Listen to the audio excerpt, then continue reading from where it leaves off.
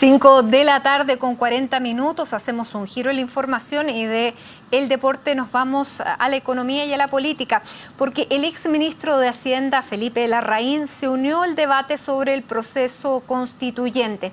Este martes, el exsecretario de Estado entregó al ministro Jorge Burgos el libro Ideas para el debate, aportes para una reforma constitucional, un documento que analiza diversas propuestas de reforma constitucional.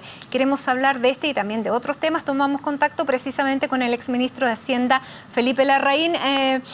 Señor Larraín, muchísimas gracias por este contacto. Bienvenido. Hola Matilde, ¿cómo está? Muy bien. ¿Nueva constitución o reforma constitucional?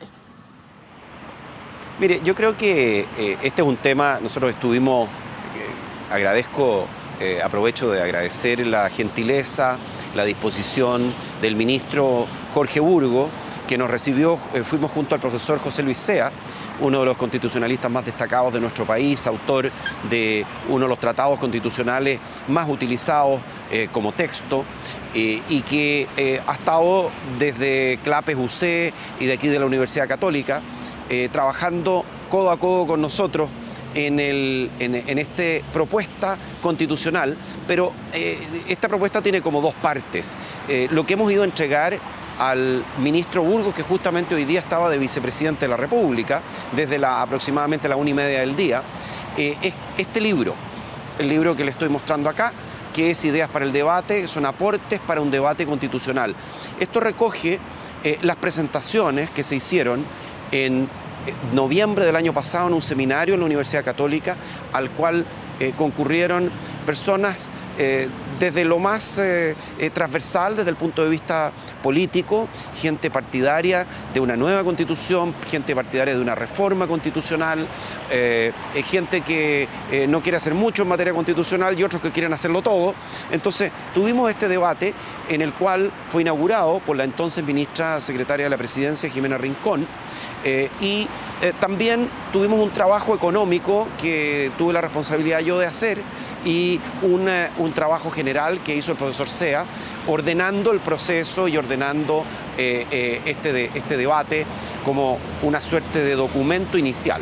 Ahora, lo que fuimos a conversar con el ministro tiene que ver con esto porque, en primer lugar, aquí no hay una propuesta, sino son ideas para el debate. Una propuesta es algo más comprensivo, es un documento que aborda todos los temas constitucionales, tema en el cual, Matilde, estamos trabajando ahora con el profesor Sea. Desde la Universidad Católica, desde CLAPES UC, vamos a hacer una propuesta para el debate constitucional dentro de los próximos meses.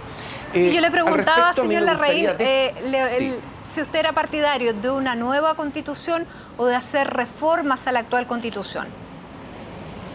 Mire, yo lo que creo es que la actual constitución, y aquí me voy a plegar a las palabras del ministro y vicepresidente de la República, Burgos, él dijo: la actual constitución ha sido eficaz para generar una institucionalidad que ha permitido a este país desarrollarse en forma muy potente durante los últimos 25 años. Yo estoy de acuerdo con eso, estoy de acuerdo también con lo que él planteó, es que el proceso tiene que ser sin atajos, un proceso dialogante, un proceso que respete la institucionalidad vigente. Si se cumplen esas características, si tenemos un diálogo fecundo y si hay que entender que la Constitución tiene que ser la casa para todos. Por eso es que nueva constitución o reforma constitucional, más importante es el contenido de lo que se le va a proponer finalmente al país. El proceso y el ordenamiento vigente establece que es el Poder Ejecutivo el que somete una propuesta al Poder Legislativo, y esto tiene que debatirse en el Poder Legislativo, en el Congreso de la Nación. Es lo que correspondería hacer, eso sería lo normal. Ahora, si además de esto hay un proceso participativo para recoger las opiniones que tiene la ciudadanía, un proceso que no sea deliberante, sino que simplemente participativo, para entender, para educar, a mí me parece que eso puede ser así.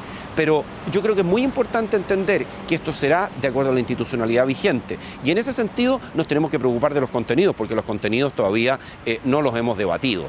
A nosotros precisamente nos parece lo que expresó el ministro Burgos hoy día, diciendo que no se iban a saltar ninguna legalidad, que el Congreso podía elaborarlo, que se podía delegar en una asamblea constitucional o como quisiera llamarse, pero que también tenían que tener un mandato claro para realizarlo y luego de eso establecer los mecanismos de consulta. Lo importante, y me quedo con esa frase, dijo, no va a ser una asamblea o una constitución hecha a la venezolana o a la boliviana. ¿Qué le parece a usted que ya esté en esa línea? Yo creo que él tiene toda la razón. Hay que entender que al final la Constitución de la República es una casa donde debemos poder vivir todos. Los que piensan de una manera, los que piensan de otra.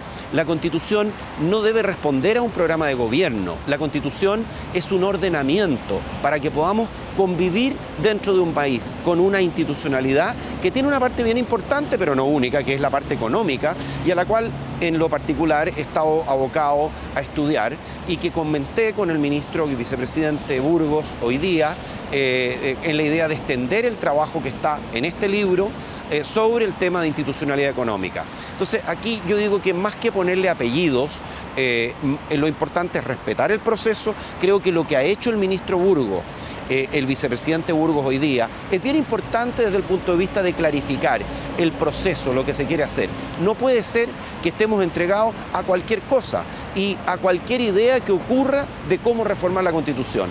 Tenemos una institucionalidad. El hecho de que no va a ser hecho por decreto, que tiene que respetar nuestra institucionalidad y que no va a ser, él lo ejemplificó claramente, ni a la venezolana ni a la boliviana, a mí me parece que es un avance en esta materia. Ahora después tendremos que ver el tema de los contenidos. Y creo que en los contenidos es donde estará el grueso de la discusión. Pero me parece que ya acotar de alguna manera esto es posible. Sí, a su juicio tendría que ser una constitución, ¿sí?, que recogiera y que representara, por ejemplo, que Chile es un estado multiétnico, que tiene diversas, digamos, pueblos originarios. ¿Podemos tener un punto de partida como ese? Mire, yo creo que eso va a quedar sujeto al debate en materia económica. Me parece que es muy importante ver algunos principios que yo he escuchado. Ahora, creo que estos generan bastante consenso, pero no sé cuánto, porque no hemos tenido todavía un debate constitucional de contenido. Y es por eso que es a eso donde estamos apuntando nosotros. Por ejemplo, que en materias económicas está establecido claramente en esta Constitución que la iniciativa exclusiva en materia de gastos, en materia de ingresos fiscales, le corresponde al Ejecutivo. Creo que ese tipo de cosas, esto es un ordenamiento que por lo demás viene de una enmienda a la Constitución del 25, originalmente la Constitución del 25, una enmienda el año 43 en el gobierno de Juan Antonio Ríos y posteriormente reforzado en la Constitución del 80. Yo creo que este debate de si es nueva Constitución o no, más importante es cuáles son los contenidos, que pueda el país mantener su desarrollo en base a un ordenamiento constitucional que le ha servido a este país durante los últimos, desde el año 80 ya tenemos 35 años de este ordenamiento constitucional. Esta es la Constitución, la tercera Constitución que ha durado más desde, porque hemos tenido la del 1925, la de 1833.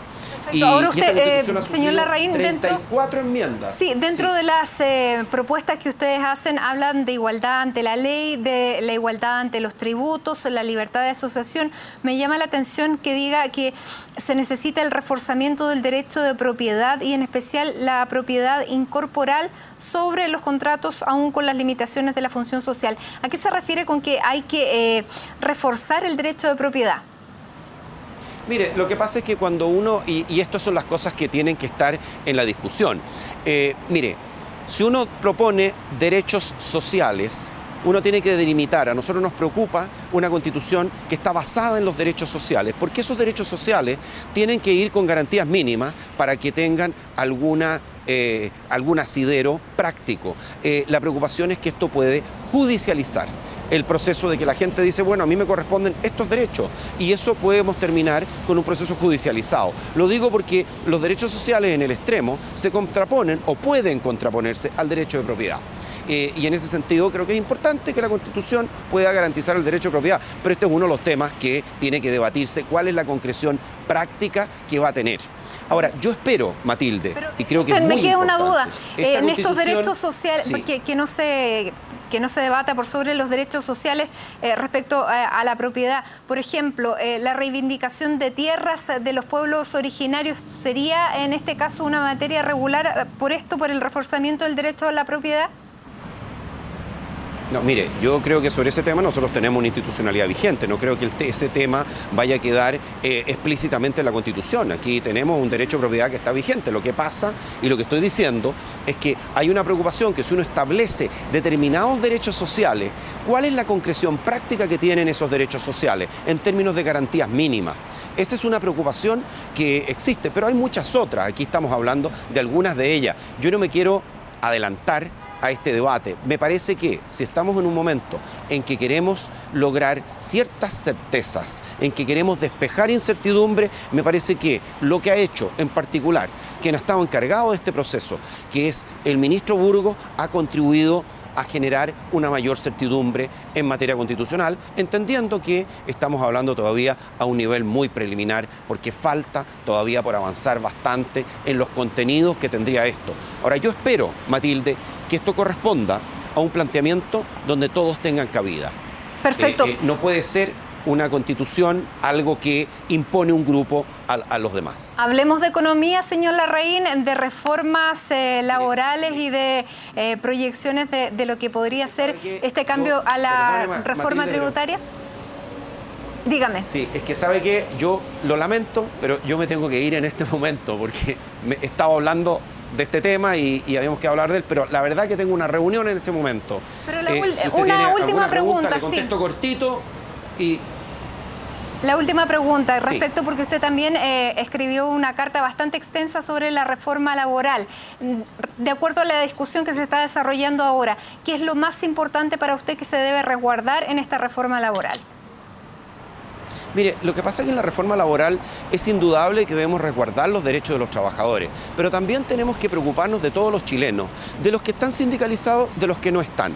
Nuestra preocupación es que una reforma laboral, tal como está planteada, nosotros hemos dicho a través de estudios que están disponibles en la página web de CLAPES, que le puede costar al país del orden de 150.000 empleos y que tiene un costo fiscal que es bastante importante y que puede llegar a ser de 1.700 hasta 1.700 millones de dólares. Esto es el 20% de la reforma tributaria, cosa que no ha estado en el debate. Entonces a mí me parece que tomémonos un tiempo, seamos responsables, no hagamos con la reforma laboral lo que ya ocurrió con la reforma tributaria que se está teniendo que modificar antes de un año. Pero respecto a eso, la ministra Rincón dijo que era una política del terror hablar de la pérdida de 150.000 empleos. No es ninguna política del terror, si está basado en un estudio serio. O sea, aquí lo que estamos viendo son, yo esperaría un debate con argumentos y no con descalificación. Felipe Larraín, director de CLAPES de la Universidad Católica, ex ministro de Hacienda, muchísimas gracias por conversar con nosotros. No lo entretenemos más en esta discusión. Muchísimas gracias. Muchas gracias, Matilde, que esté muy bien.